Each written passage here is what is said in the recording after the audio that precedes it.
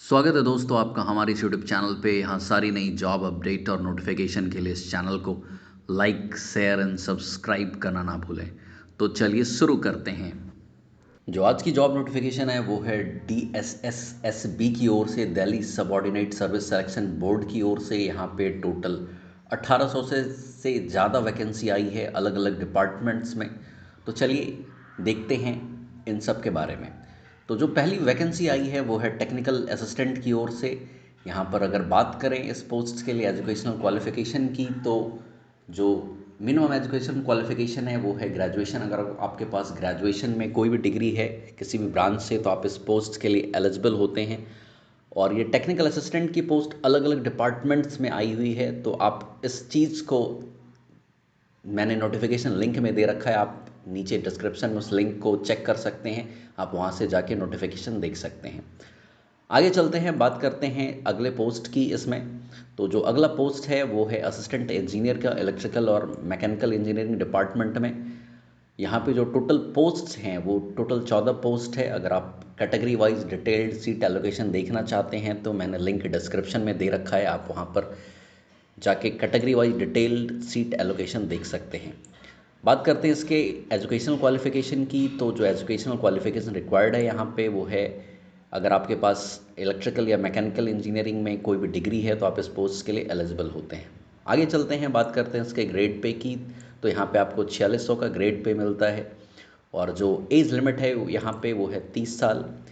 इसी में अब आगे चलते हैं, बात करते हैं अगले पोस्ट की। तो यहाँ पे जूनियर इंजीनियर की पोस्ट आई हुई है। टोटल 62 पोस्ट है इलेक्ट्रिकल और मैकेनिकल डिपार्टमेंट में। जो मिनिमम एजुकेशनल क्वालिफ़िकेशन है इस पोस्ट के लिए वो, अगर आपके पास इलेक्ट्रिकल या मैकेनिकल इंजीनियरिंग में की डिग्री है या फिर आपके पास कोई भी डिप्लोमा की डिग्री है इलेक्ट्रिकल या मैकेनिकल इंजीनियरिंग में, तो आप इस पोस्ट के लिए एलिजिबल हैं, आप अप्लाई कर सकते हैं।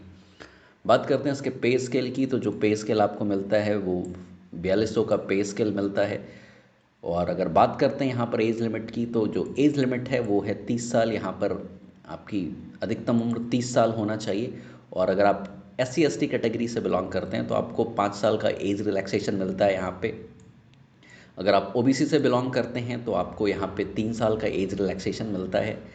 अब आगे चलते हैं, बात करते हैं इसमें अगले पोस्ट की। तो जो अगला पोस्ट है वो है स्पेशल एडुकेटर का, टीचर का।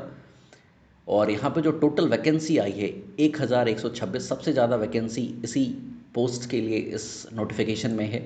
और अगर आप कैटेगरी वाइज सीट एलोकेशन देखना चाहते हैं तो मैंने लिंक डिस्क्रिप्शन में दे रखा है, आप वहाँ पर जाके नोटिफिकेशन चेक कर सकते हैं।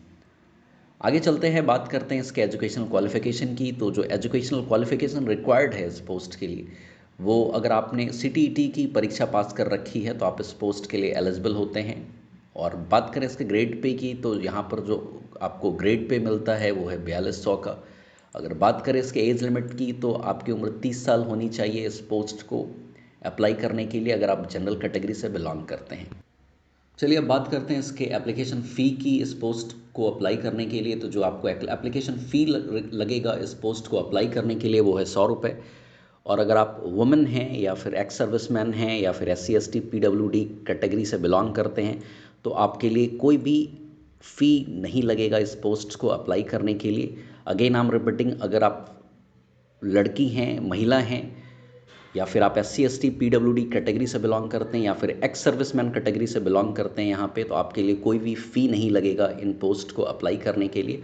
और जो जनरल कैटेगरी के स्टूडेंट हैं उनके लिए जो एप्लीकेशन फ़ी यहाँ पे लगेगा वो है 100 रुपये। इन सब के अलावा यहाँ पे और भी कई सारी अलग अलग वैकेंसी आई हुई है अलग अलग डिपार्टमेंट्स में। मैंने डिस्क्रिप्शन में लिंक दे रखा है, आप वहाँ पर जाके लिंक चेक कर सकते हैं। और इन सब के बावजूद अगर आपके मन में कोई भी सवाल है, कोई भी क्वेरी है, तो आप नीचे कमेंट सेक्शन में कमेंट करके पूछ सकते हैं।